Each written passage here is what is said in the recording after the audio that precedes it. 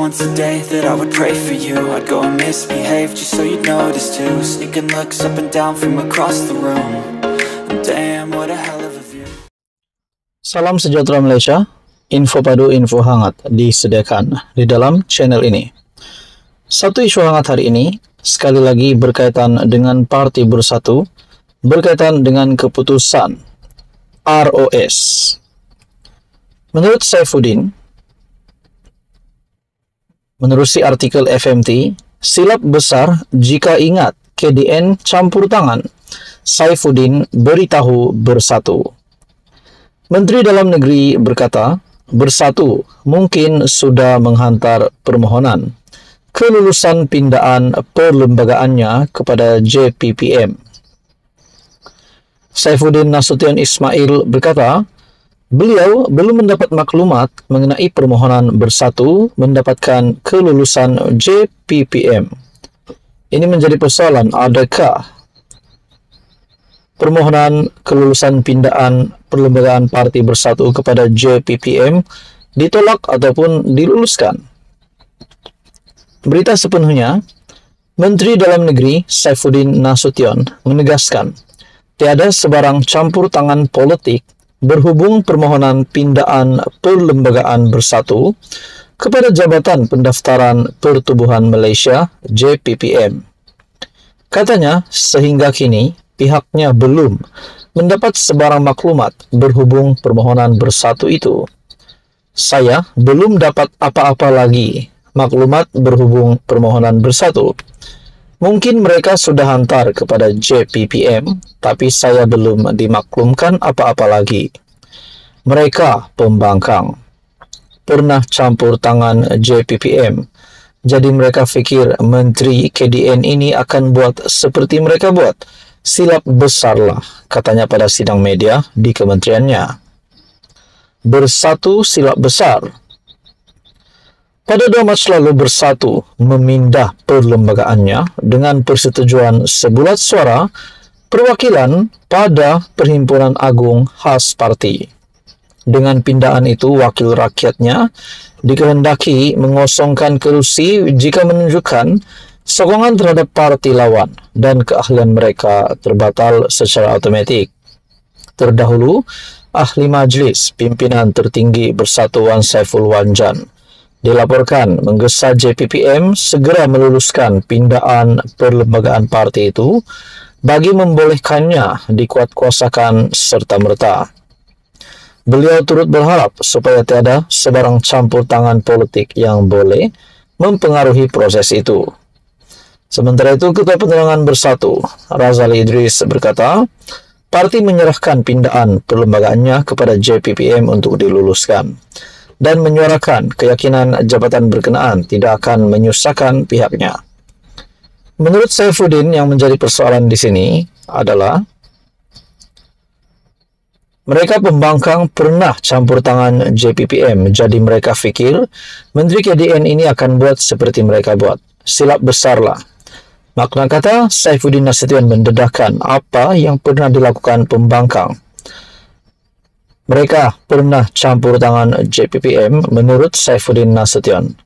Dengan ini, secara tidak sengaja, adakah ini bocor lagi?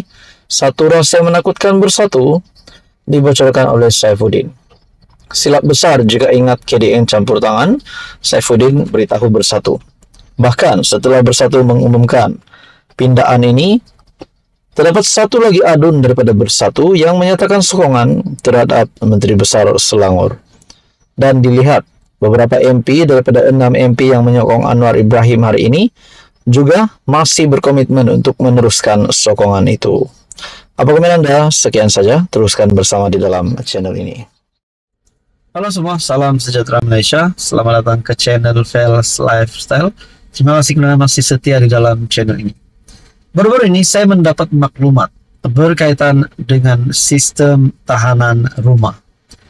Sistem tahanan rumah yang menjadi buah mulut ramai orang, ramai yang berkata, siapakah yang layak untuk mendapatkan sistem tahanan rumah ini? Yaitu mereka yang dipenjarakan ataupun ditahan di dalam penjara, yang menjalani hukuman penjara. Nah, persoalan yang utama adalah Adakah Najib Razak layak untuk mendapatkan sistem tahanan rumah ini? Nah, ini sudah pasti dinantikan, khususnya penyokong-penyokong Najib. Jawaban ini seperti yang dinyatakan oleh Menteri Dalam Negeri ataupun Kementerian Dalam Negeri Saifuddin Nasution, yang pasti mengejutkan ramai. Kalau Najib diluluskan ataupun beliau layak untuk mendapatkan sistem tahanan rumah, mungkin beliau akan lebih selesa dan mendapat lebih banyak advantage, kelebihan berbanding ditahan di penjara Kajang.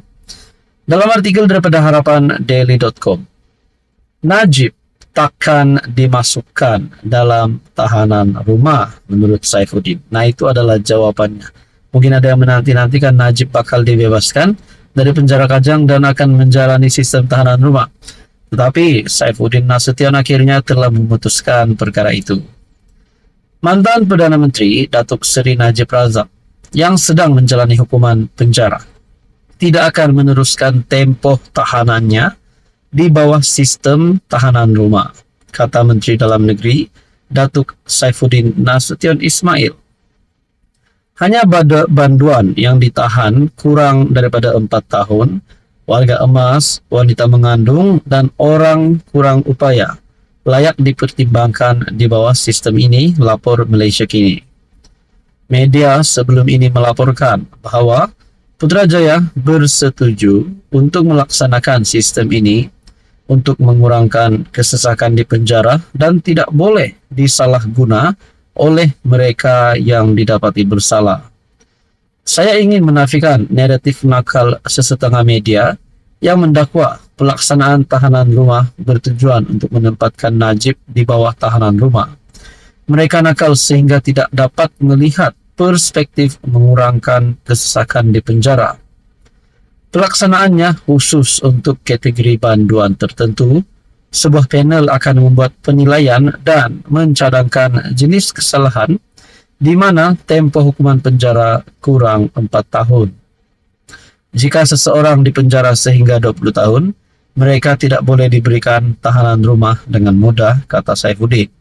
Baru-baru ini lembaga rayuan telah mengurangkan hukuman penjara Najib daripada 12 tahun penjara dan denda RM 210 juta kepada 6 tahun penjara dan denda RM 50 juta. Nah, mungkin kita boleh katakan Najib hari ini kritikal. Bukan kritikal kesehatannya, tetapi kritikal dalam statusnya sebagai ahli politik. Beliau tidak boleh buat apa-apa lagi, bukan pun ahli parlimen, dan tidak dapat bergerak sama sekali disebabkan beliau berada di penjara. Nah, berkaitan dengan sistem tahanan rumah, Najib tidak layak. Saudara-saudara yang amat dirahmati, apa komen Anda berkaitan dengan isu ini? Sekian saja, teruskan bersama di dalam channel ini untuk lebih banyak info yang panas, info yang padu, info yang hangat berkaitan dengan politik di Malaysia. Sekian saja, terima kasih.